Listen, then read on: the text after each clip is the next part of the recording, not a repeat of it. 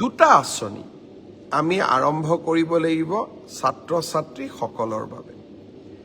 Graduation এইবাৰ 2024 আৰু 25 চনত যিসকল ছাত্ৰ ছাত্ৰীয়ে গ্ৰেজুৱেশ্যন পাছ কৰিলে তেওঁলোকক এইবাৰ আমি জীৱন প্ৰেৰণা আঁচনি আগবঢ়াম।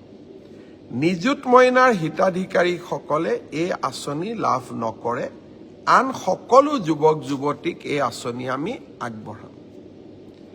1 জুনৰ পৰা এই জীৱন প্ৰেৰণা আঁচনিৰ আবেদনৰ পৰ্টেলটো আমি মুকলি কৰি দিব খুজিছোঁ।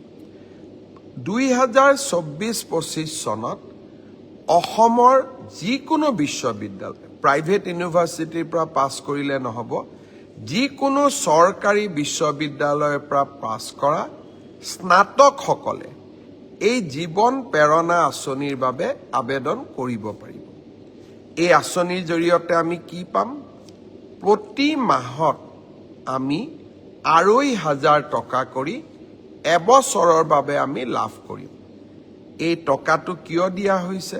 যাতে আপোনালোকে ইণ্টাৰভিউত এপিয়াৰ কৰিব পাৰে, ইণ্টাৰভিউৰ বাবে নিজক প্ৰস্তুত কৰিব পাৰে, আৰু দেউতা মাৰ পৰা যাতে আমি অন্ততঃ এটা বছৰলৈ টকা পইচা বিচাৰিব নালাগে।